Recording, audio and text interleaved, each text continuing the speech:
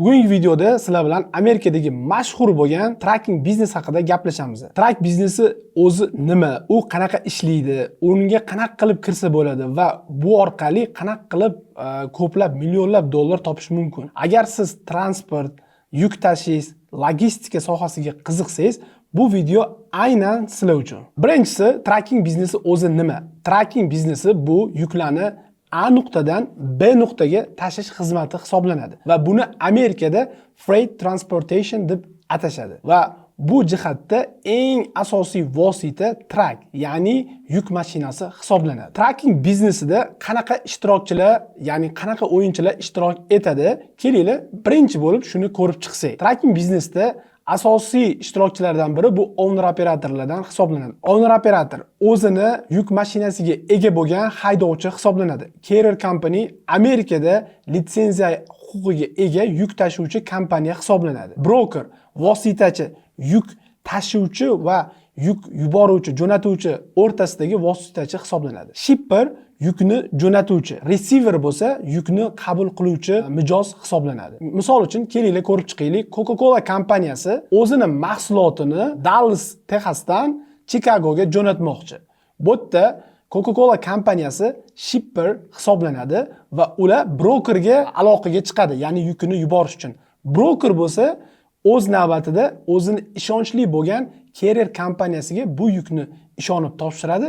Carrier kompaniya bo'lsa yukni o'sha Dallasdan Chicagoga olib borib eritib topshiradi. Endi kelinglar, tracking biznesi Amerikada qanaqa ishlashini ko'rib chiqamiz. Asosan hamma jihat yuk tashishdan tashqari onlayn amalga oshiriladi. Birinchisi bu yuk qidirish. Sizda aytaylik 5 ta yoki 6 ta yoki 1 dona trackingiz bor. Unga siz kompaniya, carrier kompaniya sifatida yuk topishingiz kerak. Yuklar qayerdan topiladi degan savolga bo'lsa, yuklar topish uchun juda ham mashhur DAT, Trackstop, shunga o'xshagan Amazon Relay kabi load boardlar mavjud. U yoqdan dispetcherlar o'zini trak turgan lokatsiyaga atrofidan yuklar qidirishadi. Bu proses buyurtma olish prosesi deb atasak bo'ladi. Ikkinchi proses bo'lsa, bu yuk topilgandan keyin uni narxini kelishish. Brokerlar o'zini yukini arzonroqqa load boardlarga post qiladi, ya'ni ular taklif qiladi arzonroqqa. Carrier kompaniyalar, dispetcherlar bo'lsa, bu yuklarni iloji boricha narxlarni kelishgan holatda qimmatroqqa olishga harakat qilishadi. Bu narx kelishuv jarayoni desak bo'ladi. Uchinchi jihat bo'lsa, narx kelishgandan so'ng hujjat jo'natiladi, ya'ni ular o'rtasida rate confirmationga imzo chekiladi. Bu yukni o'sha narxga qachon, qayerda hamma ma'lumotlari kiritilgan hujjat bo'lib, bu hujjat carrier kompaniya va broker o'rtasida imzolanadi. Keyingi proses bo'lsa, yukni olish va yukni topshirish. Bu prosesda asosan driver ishtirok etadi. Driver yukni A nuqtadan oladi va yukni B nuqtaga olib borib topshiradi. Keyingi so'nggi oxirgi jihat yuk topshirilgandan keyin bo'lsa, u yoqda yukka yetkazib berilganligi haqidagi hujjat, ya'ni proof of delivery ga imzo chekiladi va bu hujjat orqali carrier kompaniya invoice yasab, buni yoki mijozga yoki factoring kompaniyaga jo'natib, qilingan xizmatni pulini undirib olishadi. Agar customer orqali ishlanadigan bo'lsa, bu holat customerlar odatda 30 kun, 40 kun ichida to'lashadi. Agar bu jihatda factoring kompaniyani aralashtirilsa, bu yoqda ozgina o'zini factoring xarajati bo'ladi, lekin yuk pulini bir kunda olishimiz mumkin. Keyingi muhim jihatimiz bo'lsa, tracking biznesi qanaqa qilib boshlasa bo'ladi va uni ketma-ketligini kelinglar sizlar bilan ko'rib chiqamiz. Birinchi navbatda tracking biznesi boshlash uchun siz o'zingizni yashayotgan statingizdan, ya'ni shtatingizdan birinchi navbatda LLC yoki incorporation kompaniya ochishingiz kerak bo'ladi. Undan so'ng bo'lsa, FMCSAdan yuk tashish uchun sertifikat MC Authority deyiladi, Motor Carrier Authority olish kerak bo'ladi. MC Authority olgandan keyin uchinchi step bo'lsa, bu insurance, ya'ni sug'urta olish. Bu sug'urtasiz, liability insurance'siz sizlarni yuk tashish hujjati berilmaydi va yuk tashishga loyiq hisoblanmaysizlar. Shuning uchun обязательно yuk tashish uchun insurance kerak bo'ladi. To'rtinchi jihat bo'lsa, to'rtinchi proses bo'lsa, bu yerda trak va treylerlar kerak bo'ladi biz uchun. bularni ijaraga olishimiz mumkin yoki sotib olishimiz mumkin. Keyingisi bo'lsa, bizga kerak bo'ladigan ELD, safety compliance, fuel card, shunga toll transponder, shunga o'xshagan narsalarni setup qilib olishimiz kerak bo'ladi. Va undan keyingi proses bo'lsa, biz o'zimizga malakali, yaxshi, zo'r dispetcher topishimiz yoki bo'lmasa dispetcher servislariga murojaat qilishimiz mumkin. Eng asosiysi tajribali, ko'p yildan beri ishlab kelayotgan driverlarni topishimiz kerak. Chunki bu orqali kompaniyamizdan uzoqroq, sifatli, xavfsiz ishlashiga olib keladigan eng muhim omil hisoblanadi. Endi tracking biznesidagi xarajatlar va daromadlarni real numberlar bilan ko'rib chiqadigan bo'lsak, xarajatlarga keladigan bo'lsak, tracking biznesida shuni aytishim mumkin. Daromad qanchalik katta bo'lmasin, eshitgan bo'lmanglar, bu yerda juda ham katta xarajatlar yotadi. Eng asosiysi bu equipment, ya'ni truck trailerga ketadigan xarajatlar hisoblanadi. Ya'ni biz birinchi navbatda truck trailerlarni sotib olishimiz mumkin. Bu yo'l juda ham qimmat hisoblanadi. Bitta truck hozirgi kunda yangi truck hisoblaydigan bo'lsak 180 ming, 190 ming orasida turadi. Bitta trailer bo'lsa 30 ming, 40 ming atrofida turadi, drive-in trailerlari. Xo'p, uni arendaga olsak ham bo'ladi. Bu ancha budjetni boshlash uchun kamroq investitsiya talab qiladigan yo'l hisoblanadi va bitta trailer yoki truckga arendasi uchun albatta security deposit so'rashadi. Bu har bitta truck trailer uchun 5 mingdan 10 ming dollarga atrofida bo'lishi mumkin. Har bitta kompaniyada o'zining requirementi, talabi har xil hisoblanadi. Demak, truck trailerlarni bu xarajatini birinchi navbatda ko'rib chiqishimiz kerak. Ikkinchi navbatda bo'lsa sug'urta xarajatlari. Tracking biznesidagi eng katta xarajatlardan yana biri bu sug'urtaga ketadigan xarajatlar. Chunki Amerikada juda ham ko'p, ya'ni bu tracking biznesida juda ham ko'p kutilmagan holatlar, avariyalar duch kelinadi. Shuning uchun ham bu bo'ladigan bo'lsa avariyalarni responsibilitysi, ularning javobgarligi juda ham katta. Shuning uchun har bitta trakimizni, yukimizni biz sug'urta qilgan bo'lishimiz kerak. Shunda bizga har bitta trakimiz uchun sug'urta xarajatlari oyiga hisoblaydigan bo'lsak, 1000 dollardan 2500 ming dollargacha aylanadi. Shu narsani hisobini olishimiz kerak. Tracking biznesi boshlayotganda bo'lsa, bu sug'urtani olish uchun oldindan down payment to'lanadi. Bu narsani ham tracking biznesini boshlashdan oldin ko'rib chiqish juda ham muhim omil hisoblanadi. Keyingisi bo'lsa, yo'l xarajatlari, ya'ni variable costlarimiz. Bunga asosan eng ko'zga ko'rinadigani yoqilg'i, ya'ni dizel xarajatlari kiradi.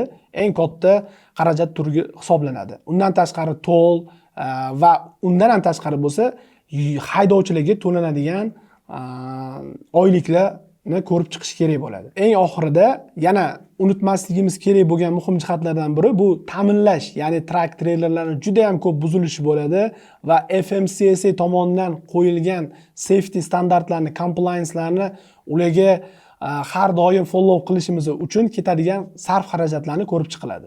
Endi daromadga qaytadigan bo'lsak, bu bozor holatiga, sezonga, hamma ko'plab omillarga qarab o'zgarib turadi. Bitta trackga o'rtacha olib etadigan bo'lsak, bir haftada 6000 dan 9000 dollargacha yuk tashishi mumkin agar solo bo'lib ishlasa. Team yuk driverlar bo'lsa, bundan sal ko'proq gross qilishi mumkin, lekin sof foydani hisoblaydigan bo'lsak, 1000 dollardan 3000 dollargacha bo'lishi mumkin. Bu haftalik foyda hisoblanadi. Bitta trackdan qoladigan. Agar biz muvaffaqiyatli ko'p yillar xizmat qiladigan tracking sohasini quradigan bo'lsak, muhim yo'nalishlar borki, biz ularni unutmasligimiz, ularga ko'proq fokus berishimiz va ularni esdan chiqazmasdan alohida fokus orqali nazorat qilib turishimiz kerak bo'lgan yo'nalishlar bor. Ulardan biri tracking biznesida bu safety score. FMCSA tomonidan har bitta carrier kompaniya, ya'ni yuk tashuvchi kompaniyani o'zini safety, ya'ni xavfsizlik bo'yicha skori bo'ladi. Agar bu skor siz ko'pgina qonun qoidalarni, driveringiz aytaylik, ko'pgina qonun qoidalarni buzsa va etilgan talablarni bajarmasa, bu safety, xavfsizlik skori oshib boradi va ma'lum nuqtaga yetganda FMCSA sizni tekshiruvga chorlaydi va ular sizni kompaniyangizni tekshirib chiqishadi. Bu yerda ular muhim jihati sizni kompaniyangiz qanchalik Amerikani FMCSA tomonidan qo'yilgan talablarni bajaryapti yoki qanchalik ularni buzyapsiz, shularni e'tibor beradi va har bitta qilingan violationlarni qanaqa qilib siz handle qilyapsiz, ya'ni oldini olyapsiz yoki ularga chora ko'ryapsiz, shularni ko'rib chiqadi. Shuning uchun Har bitta kompaniya uchun safety score bu juda ham muhim, kritikal hisoblanadi. Hozirgi kunda ko'plab katta kompaniyalar ham yopilib ketishini asosiy sababi bu o'sha safety score bo'lyapti. Keyingisi bo'lsa, muhim jihatlardan bittasi on time delivery. Ya'ni bu biza customerlarga xizmat qilyapmiz. Amerikada bilasizlar, texnologiya shunaqa rivojlanib ketgan, hamma narsa tez ishlaydi va hamma customer ham o'zini yukini tez qabul qilishni xohlaydi. Shuning uchun ham bizani aynan sohada tezlik, ishonchlilik, xavfsizlik birinchi o'rinda turadi. Biza yuk oldikmi, tezroq vaqtida yetkazib berishimiz kerak. Ya'ni bu on time delivery. Shuning uchun ham kompaniyamizni qanchalik yuklarni etilgan vaqtida bajaryapmiz, bularning percentage qanaqa, etilgan narsalarni qaysi birini uddala olmayapmiz. Bu narsani har doim kompaniyaning ichida kontrolda ushlab yurish kerak bo'ladi. Keyingisi driver performance. Driverlarimizni xavfsizligi, ularni olayotgan violationlarni qanchalik yo'lda bizani authorityda yurgani uchun ham bizani protect qilyapti. Shu narsalarni har doim kuzatib borishimiz kerak. Tajribasiz yoki bo'lmasa ko'p violation oladigan driverlardan uzoqroq yurgan yaxshiroq. Shuning uchun ham ularning performansini juda ham sinchkovlik bilan kuzatib borishni tavsiya qilaman. Keyingisi bo'lsa bu fleet management. Fleet management nima degani? Fleet bu tracking kompaniyasi qanchalik kattagan sari sizda bir qancha traklarning soni oshishi, treylerlarning soni oshishi boshlaydi. Ularni buzilib qolish, ularni qayta jihozlash, shunga o'xshagan xarajatlar ham oshishi boradi.